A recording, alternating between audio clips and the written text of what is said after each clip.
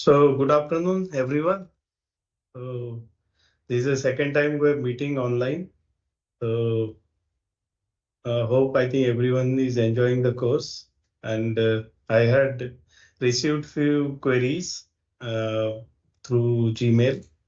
I tried my best to answer few questions, but still few questions I'll reply those queries. And whomever is going to join here, you can ask any questions.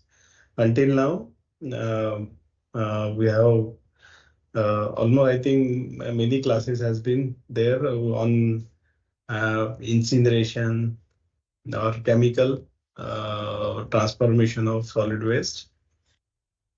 Until now, even some talks on composting. So you can ask any query if anyone is there.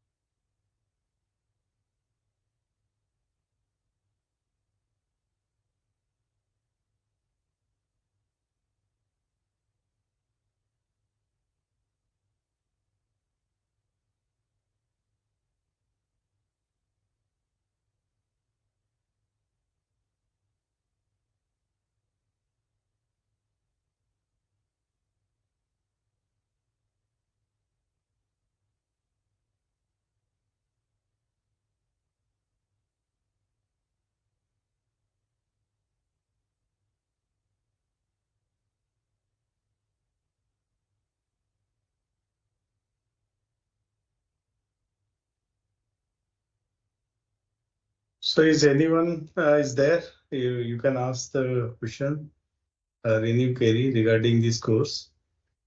So until now, I think I remember a few queries. Like one question was there, the difference between incineration, pyrolysis, and gasification.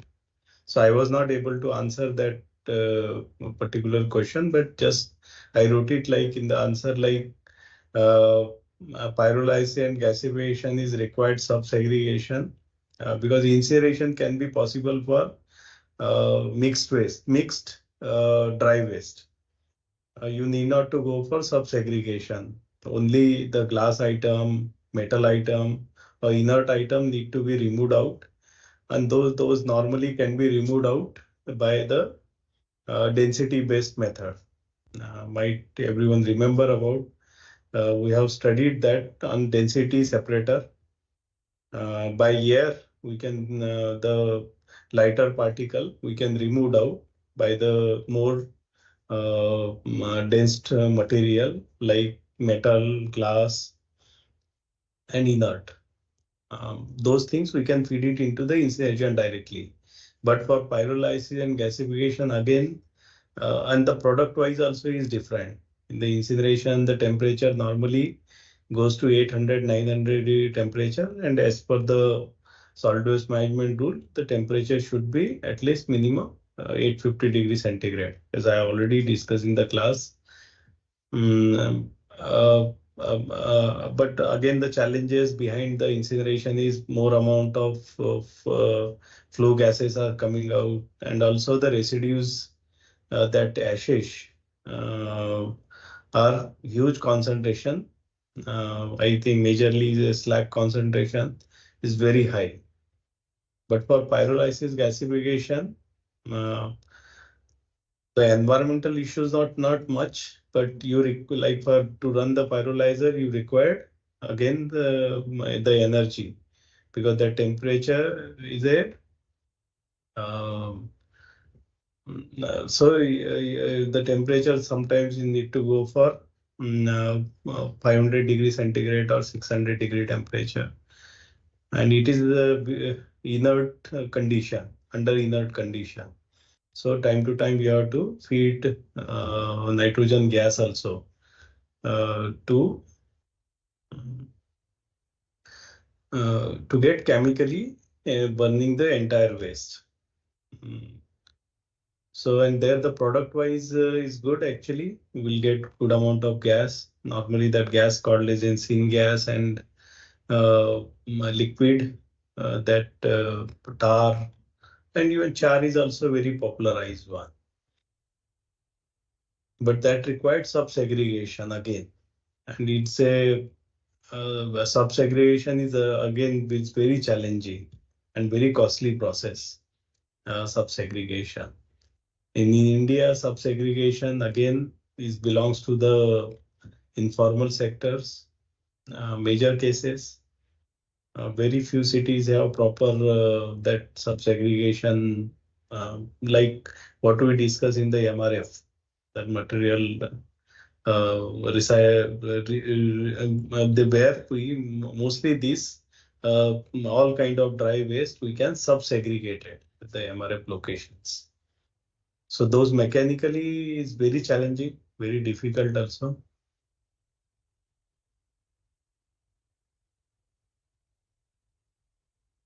And gasification temperature required normally very high temperature, 1500, 1600 temperature. And the product wise also is good actually, similar kind of product as the pyrolysis. And there were one query like what kind of R&Ds are there in India on these regards. So until now, I think there are some studies or R&D is already is available. A lot of publications also you can find it on the pyrolysis of plastic waste. And the major target of that pyrolyzing is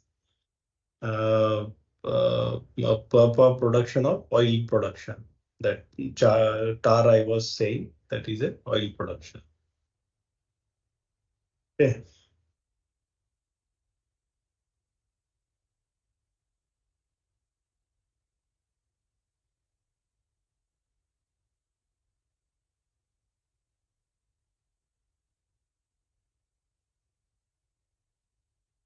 So is there any questions here? Like Ramachandran had asked one question like there is possible to make brick using snacks cover and with sand, cement and fly ash. Yes, there are some R&D work is available where they tried fired brick to create from the fly ash of the incineration of from the incineration plants of MSW. But that required good amount of different materials. So maybe fly ash concentration can go maybe 5% or maybe maximum 10%, not more than that. I think same Ramchandran is asked like, sir, shall we use waste tube lights to manufacture brick? So until now, I think there is no research available for tube light, like waste tube lights for manufacturing brick. So it's a glass material. But in India, the tube lights are recyclable. And even just to share with you guys, IIT Guwahati is every year we are selling the waste tube lights. We normally generate around tons of tube lights, waste tube lights. Normally, we won't get much fund out for by providing someone, but I think that many people they ready to recycle those things. Okay, but not for brick because because it is a glass material. There is one question on Reena by Reena. Is composting manure is class A sludge? If not, then how safe it's using in the agriculture, and how to convert vermicompost to Class A sludge. So just please remember that in India there is no like classes as per the rule. As you see that I have FCA rule where they are talking about the one is the compost generate from the biological matter, and another one more rule is for the standards are available for the vermicompost. So until now we don't have any class A, class B or something like that. So what you are asking like vermicompost manure is class A sludge. So what you're asking like whether is it safe to use or not in the agriculture, that is based on that FCA standards. And so what FCA standard, I think you can see the one of the slide I had given that there are two slides, one slide for the conventional compost and one slide for the vermicompost. So the whether it's a safe for environment or not, it is depend upon whether that compost followed that particular standard. And there, I think safety wise, I think the major the parameters they had given, that is metal concentration. So there were 4 to 5 metals concentration should not be more than that. So until now we don't have that class A or something like that. And what word you are using that class A sludge? See, sludge, there is no discussion on sludge when you talk about compost. Sludge is used for the wastewater generating that sludge. So in India, we don't use that sludge kind of word for the compost. Okay, I think I had replied you properly. So another question from the Mahesh Gauli. Please explain detail biomining.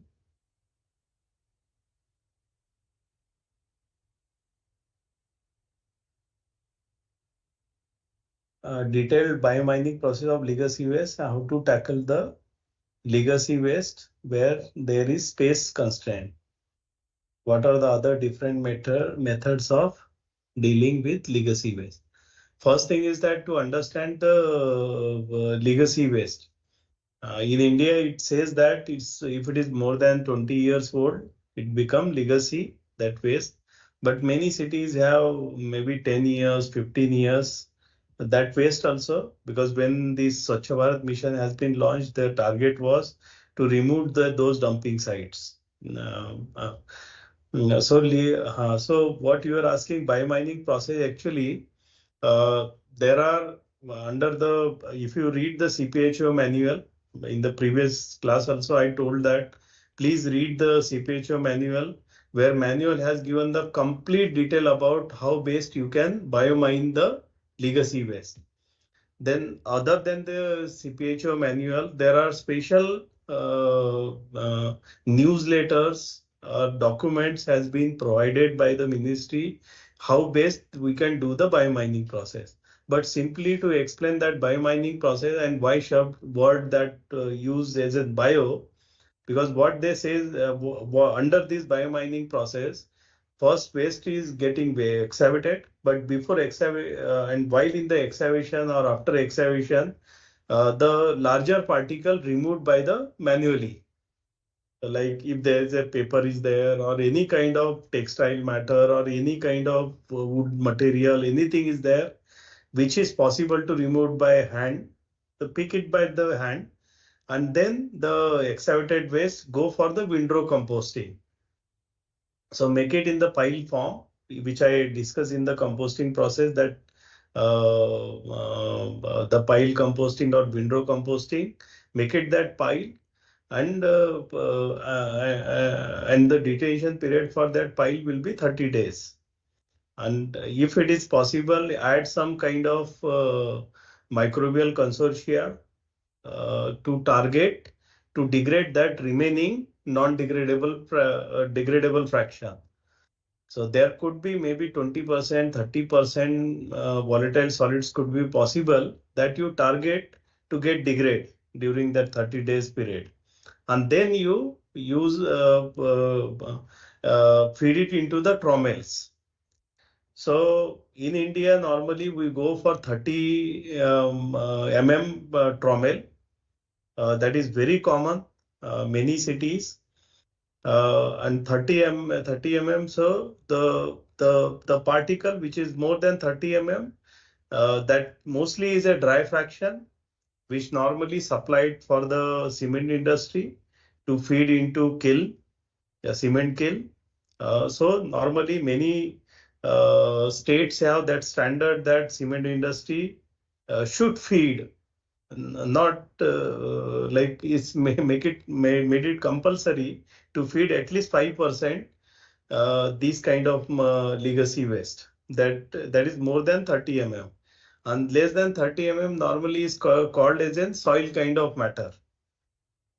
And but I think many places, so I think many time if you visit, I think Delhi, there are a lot of, I think all three dump sites are biomining is happening. So they again I think put one other trommel which will less than 4 mm trommel. After 30 mm, another trommel will be there. Trommel is nothing but a filter. Okay. So that 4 mm, because the less than 4 mm normally we call in India is a compost. That is the standard. The size of the composting particle should be less than 4 mm. So they adopt another trommel process. So here another challenge is coming out, like lot of CND waste is also getting when we excavate the dump site. So there I think the manually that CND waste has to be segregated. This is how the major one. So what you are asking, like space. So the idea is that by mining, do the biomining and use that particular area for the another proper sanitary landfill. That was the idea. Or otherwise, I think like if you see in the Indore, what they have done, they biomine the entire site, and because they doesn't have now they doesn't require any kind of dumping site now. So, and the idea was that, but if you mind that, you can create the any kind of field, maybe park or anything you can in that space.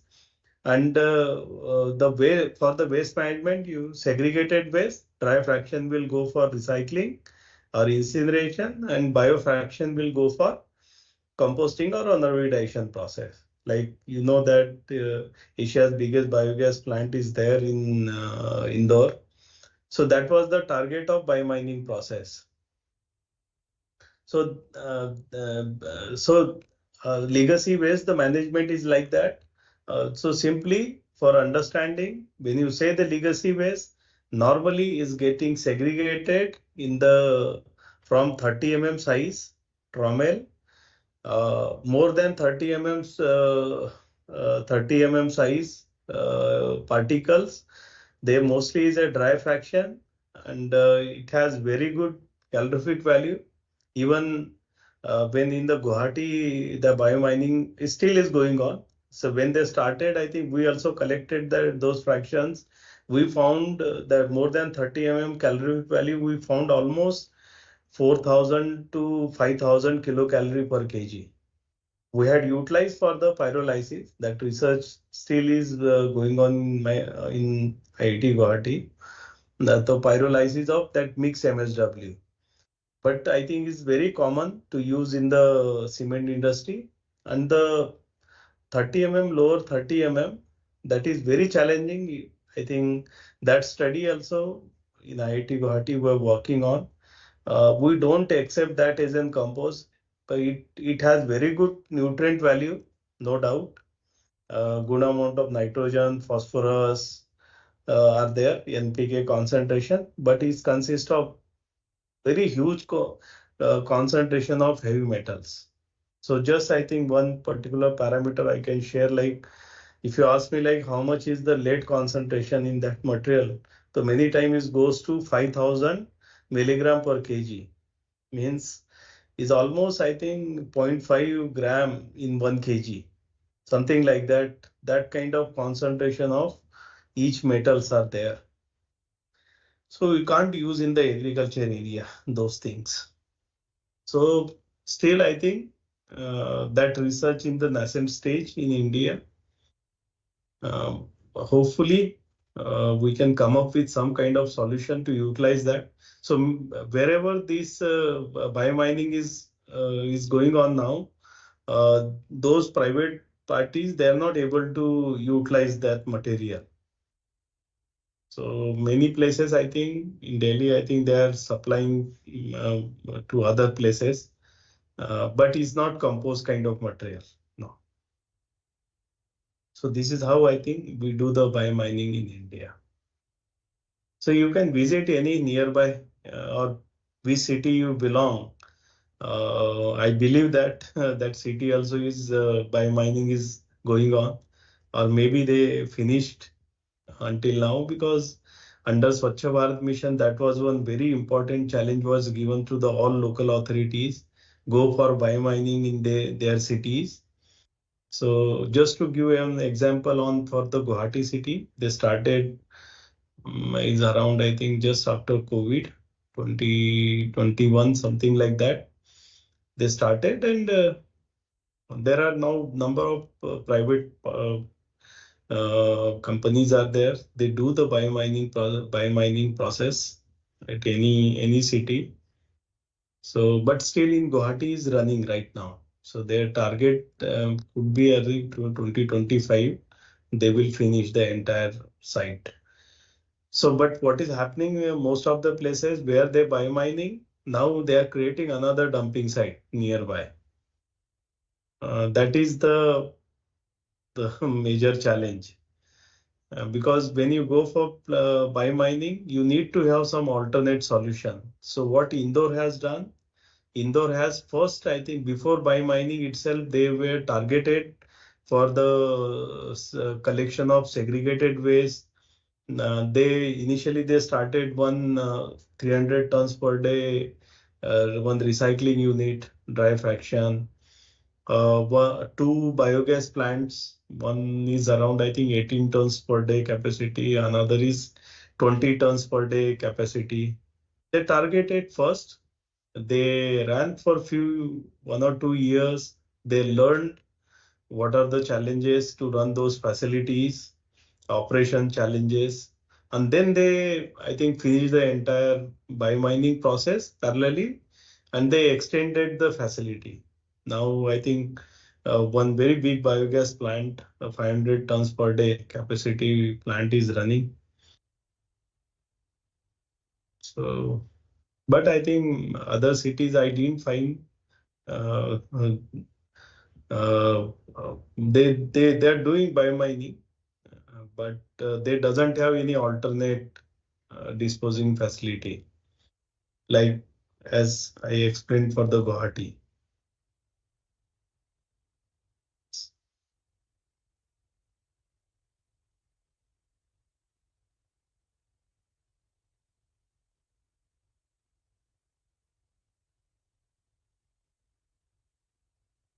Yeah, anyone again want to ask anything?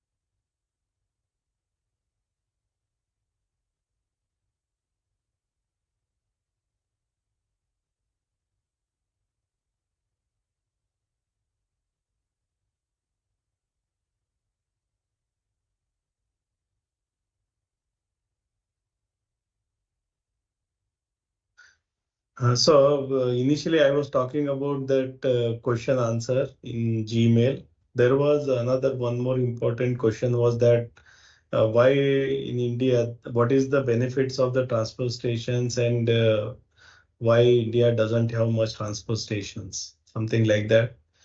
So it's very good questions actually. Now I think many cities they are coming with the transport stations, but having the transport station inside city in the residential area is very difficult.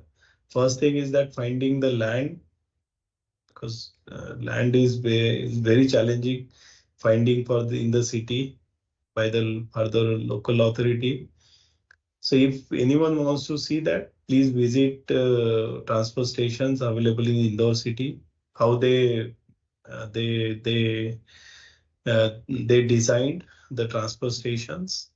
When I had visited personally, I really like that those facility is the same like most of the other developed countries have such kind of facility.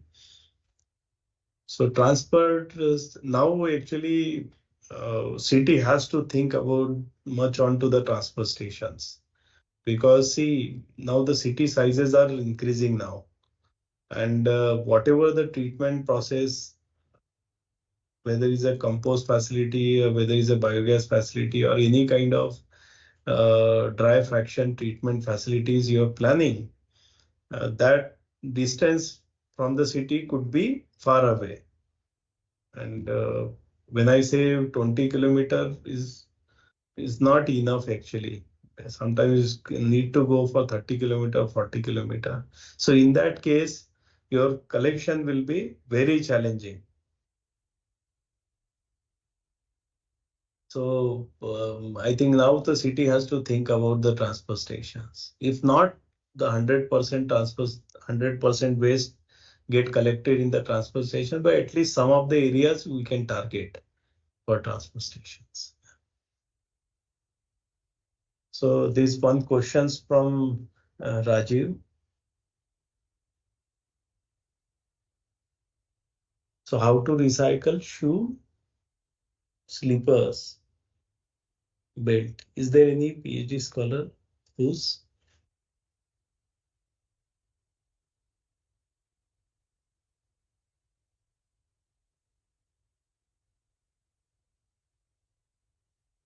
is there any PhD scholar who's work on this? Shoe, slipper, belt.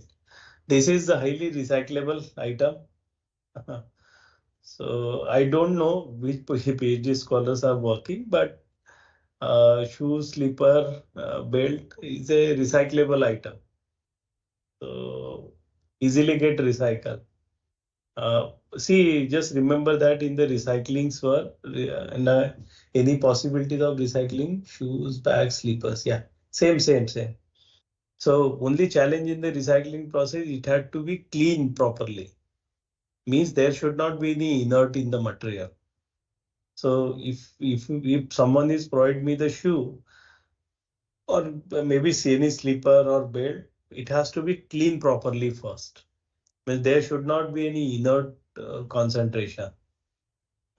So it required good amount of water, good amount of technology to clean that, uh, to remove the inert item, and then we can recycle that. But as you are asking that any PhD scholar, uh, I'm not aware about that. But informally, I think there are a lot of facilities available.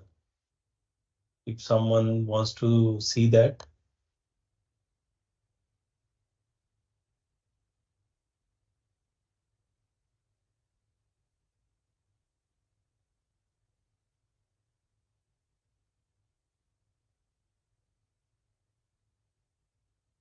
I think such kind of material rather recycling, I personally propose that because the recycling product, how beneficial will be that product after recycling, and what could be the strength of that recycled product from the shoes, bags, or slippers or belt. Uh, I believe that is very good material for the pyrolysis or for energy generation. So you can generate good quality of char if that research, if someone can do that. Now I think you know that there are a lot of discussion on biochar and char production. Like in India, uh, farmers also is looking after the char or biochar utilization in the farm, in the agriculture. So I think someone can work onto that, choose this kind of material under the inert condition. You need not to clean for pyrolysis. Okay, so you can feed it because it's a special waste. Special, not special way, is a sub-segregated material, rubber, rubber kind of materials. So we can feed in the pyrolysis or for gasification process rather than incineration.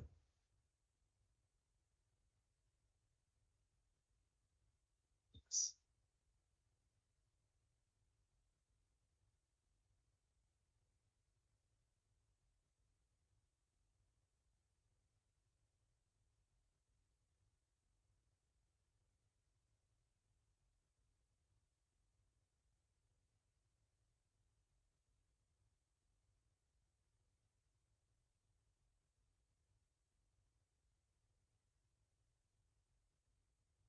So the another question, like as it has all kind of polymer, plastic, recycled, recycled don't pick these. Yeah, yes, you're true. It's not only these kind of material, but even that multi-layer plastic also they won't collect, or that Tetra Pak they won't collect because those are not is not possible to recycle those. Especially when you talk about MLP or that Tetra Pak. Tetra Pak is having two materials, like paper is also there, plastic is also there. That segregation is not possible manually or even mechanically. So that is not recyclable one. So that's what actually, if you find some kind of research paper also, you don't find much research paper onto that MLP or even what you are saying, that shoes, bags, slippers. So I personally believe, if you ask me, like pyrolysis. Yeah, yeah, we'll check with the pyrolysis plant near our place. Yeah, hopefully, whatever the pyrolysis plant is nearby, which are using this kind of material. That is very good material for the char production, I believe. So this is another question from Reena. Wet waste generated from the society, what method do you suggest with respect to cost, space, odor, etc.? Natural decomposition or machines which decompose the wet waste? Yeah, if you ask me, even in Guwahati city also, I have made it mandatory to have one compost facility inside the society. Many society they started, but mandatory they are not using that word. The such society is already I saw not only in Guwahati, I saw in somewhere in Mumbai, some places in Delhi. I saw they're bigger societies because they doesn't have that collection facility from the local authorities. So they go for composting process. Now you are asking, like you can say ask me, like, sir, odor issue. I won't say that when you go for composting there won't be any odor, but I think remember that in class I explained one very good technology called rotary drum composting. So what you are asking, natural decomposition we can't believe. No, it's not possible because the way our climate conditions are there, you can't depend on those local conditions. We required machines. Uh, I personally propose that you should go for RDC, rotary drum composter. There are various sizes are available based on the waste material. Suppose some society is generating 20 kg of wet waste, or could be 50 kg, could be 100 kg. So based on that, the small unit we can design and we can install those rotary drum composters. If not, and what is the benefit of having that? Because the odor issue, we can reduce that odor issue, but we'll generate the good quality of compost, and that can be used for the society plantation process. Every society have their own uh, garden or something is will be there. I think they can utilize for that. If suppose that production is much, you can sell it that in India. Maybe I think you can't sell it in much cost, but at least 2 rupees per kg, or if the quality is good enough, can go up to 4 rupees per kg. You can sell it out of that. Every society can generate good amount of fund. If that compost would be challenging, I propose that one biogas unit. That is also good to have because it's a closed unit. Odor issue can't be there in the anaerobic digester. But only is that how that biogas we can utilize, because the concentration is not very high, the gas production. So suppose if your society is generating around 500 kg, 600 kg, or around 1 ton of wet waste.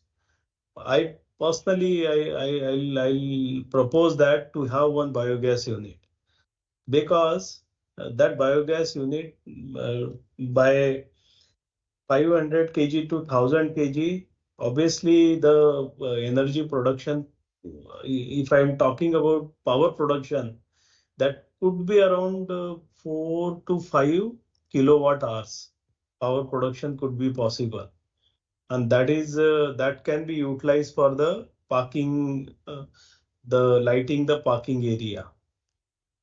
So I think I didn't find anywhere, but I personally believe that I think that can work. You'll be required one person to handle that entire facility, but I think it is possible to work that kind of one. But natural decomposition not possible.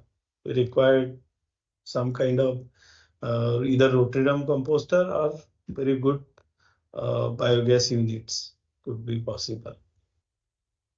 Yeah.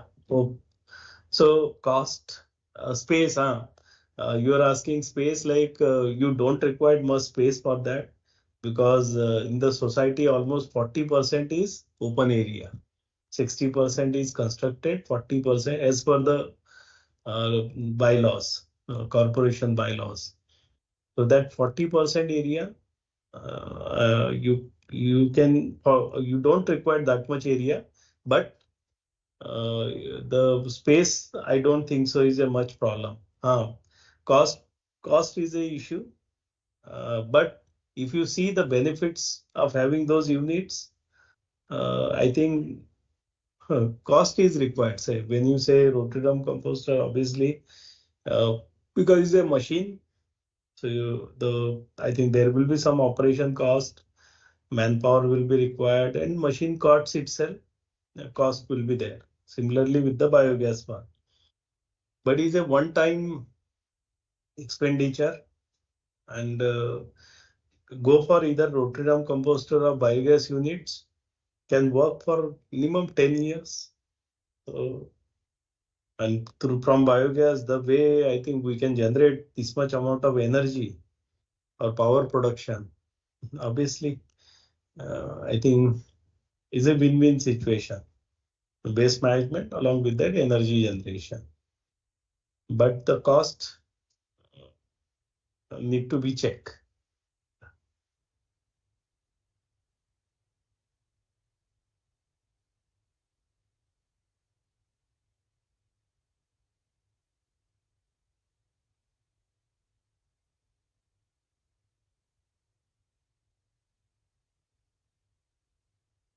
What Reena is asking, like thumb rule, how much compost generated from wet waste? So thumb wise, like if you feed 100 kg of waste material in the composting process, you'll be able to generate around 40 kg, maybe 40%, 30 to 40% would be possible. As a thumb rule. For MSW, because it's a highly degradable fraction and consists of good amount of moisture, so 30% compost can generate, 30 to 40%.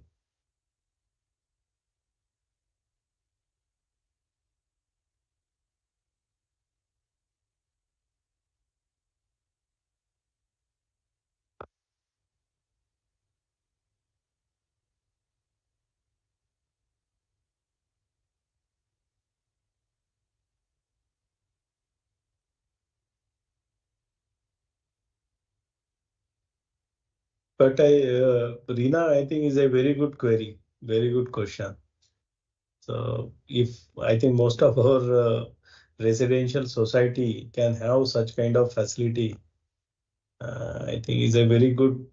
Uh, I think it will help to the local authorities also because collection is very challenging, and that too segregated waste, that wet and dry segregation.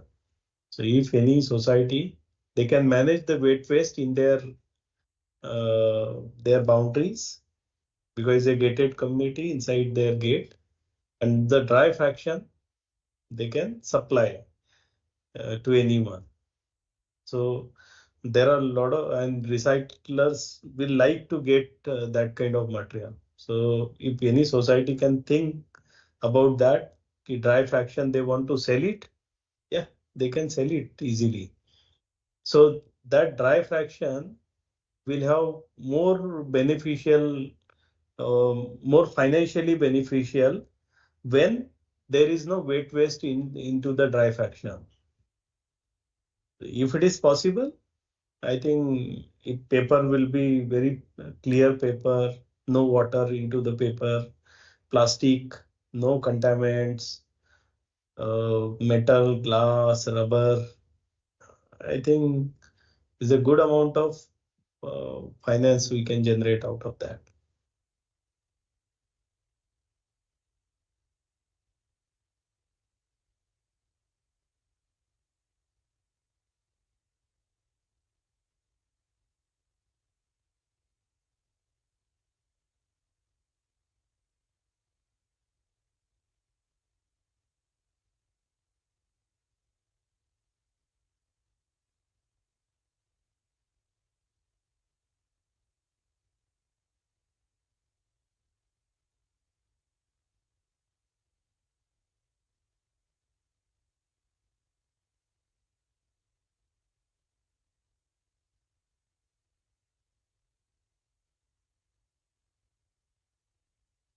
So until now, this course, I think we didn't start the biogas generation.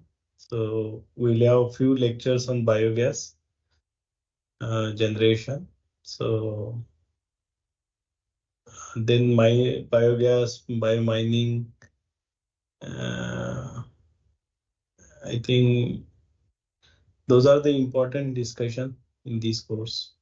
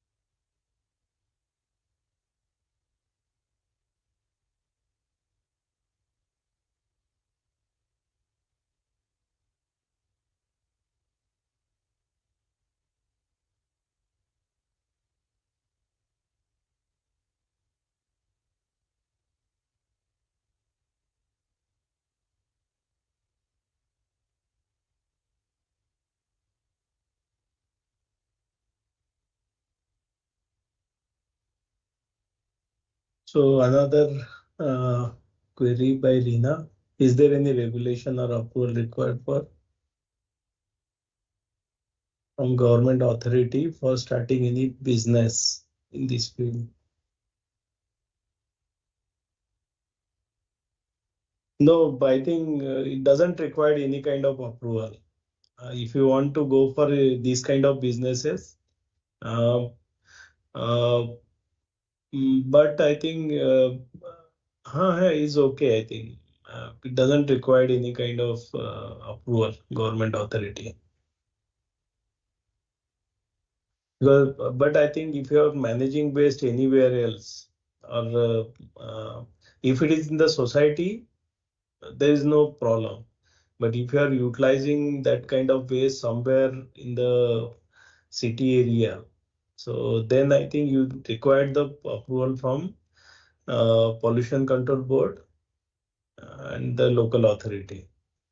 But local authority doesn't require any kind of approval, but because it's a waste management, so you required permission from Pollution Control Board. Or if you are selling any kind of material, so that from local city, I think if you are selling anything, I think you need that authority. You have to pay for that. I think I don't remember what exactly that word they are saying. But now I think waste management doesn't require, is depend upon the type to type. We required permission.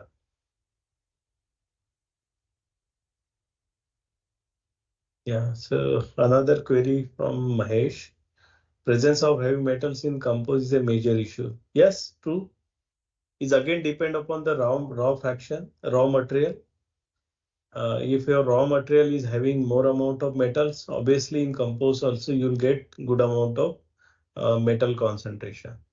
But Mahesh, I think you need to remember, I think you can read some literature. Uh, I personally believe that total metal concentration doesn't affect in the agriculture area. Only that metal which is soluble in water, that is only creating problem. So we need to work. I think India doesn't have that kind of research where people are talking more onto um the availability of metals, bioavailability of the metals. If the metals are not bioavailable, although the concentration is very high, but those metals are not bioavailable, then what is the problem of heavy metal?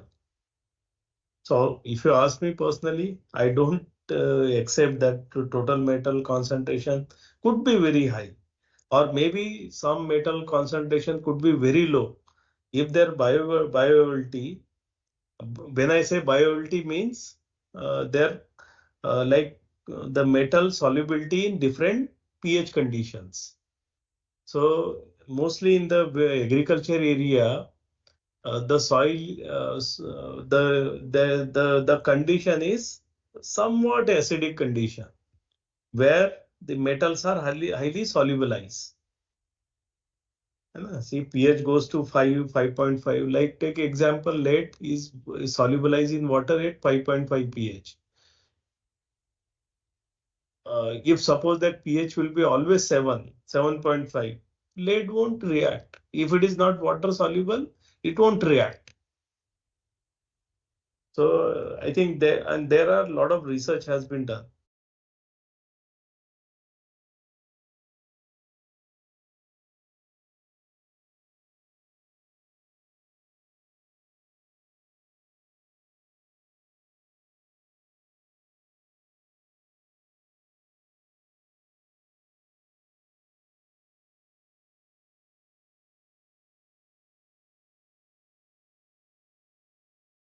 Yeah. So I was saying that I think Mahesh, I think read some literature where the research has been done the bioavailability of metals. Okay.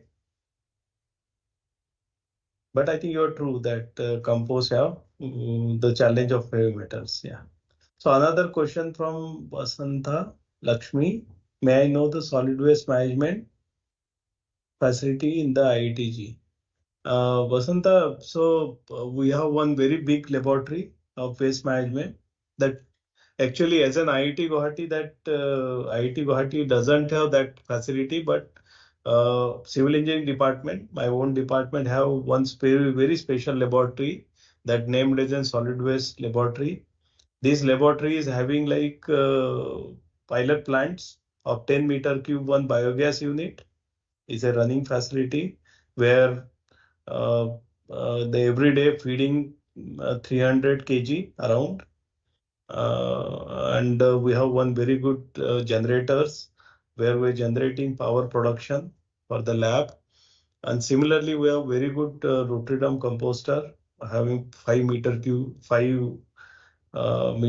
capacity where we can feed 300 to 400 kg of waste. We're generating very good quality of compost, and you can search on Amazon also the product Mati Dhan, Matidhan. This product has come out from the research. Is one of the best quality of compost we have generated. See, is a combination of that facility like rotary drum composting followed by vermi composting process. So that takes almost 7 days in a drum and 20 days in vermicompost facility. Similarly, we have very good pyrolyzer available. This is the only pyrolyzer I believe that where we can feed at a time. One small unit is there where 3 kg to 4 kg at a time. Another one another one like where we can feed around 15 kg of mixed MSW, where we're generating very good quality of char production.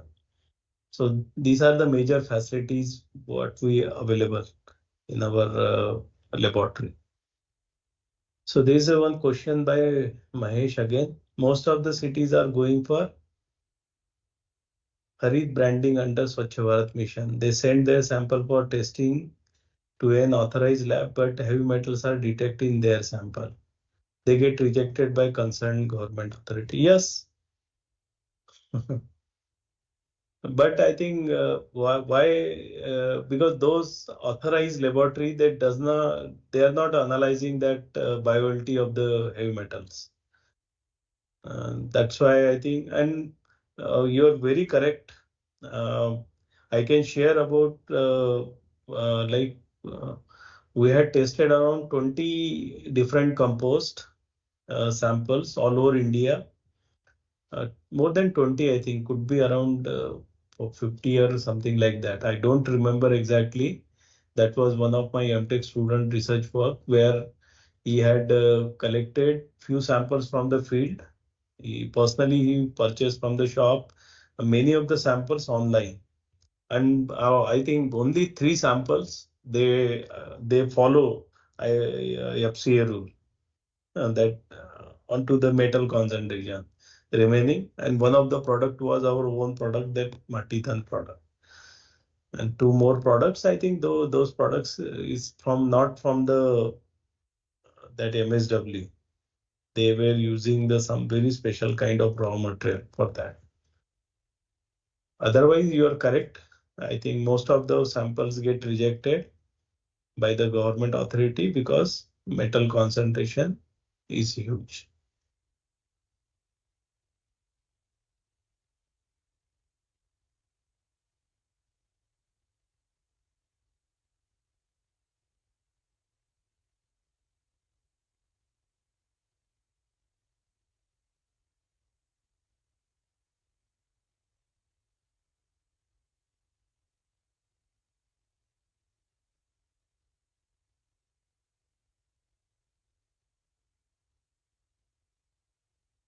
So one more like Mahesh, I think I just see that these authorized lab whether they have proper digestion facility, because it's all depend upon the digestion of that compost material.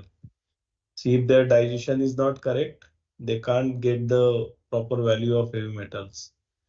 I personally don't know what kind of digestion process they follow and what kind of machines they are analyzing the sample, whether is a atomic adsorption spectroscopy, that AS, or ICP, inductive coupled plasma, that ICP-MS. So what kind of standards they follow to analyze the metal? Because it's a difficult analysis, difficult and even costly also.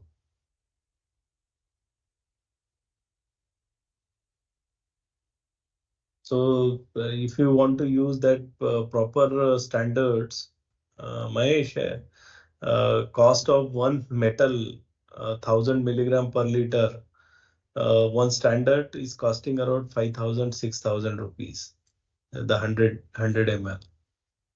Some metals like arsenic or lead goes to 9,000 or 10,000 standards, the cost of that particular standard. Is a difficult to analyze everywhere in.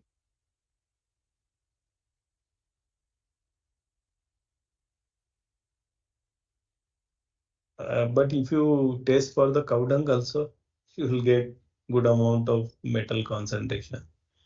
If you give only the cow dung to this authorized lab, they will reject that cow dung also, not to use in the agriculture field. Because it's also, I think you can read one of my research paper where we have studied for cow dung also, where lead concentration is around, we found around more than 800 milligram per kg, whereas the standard is 50 only. In that case, cow dung also we cannot use in compost.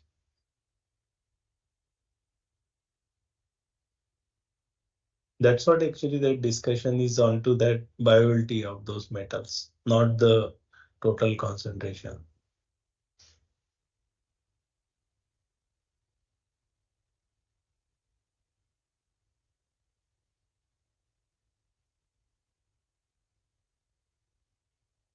So okay, if anyone have any last questions, I can take. Otherwise, I think our time got over.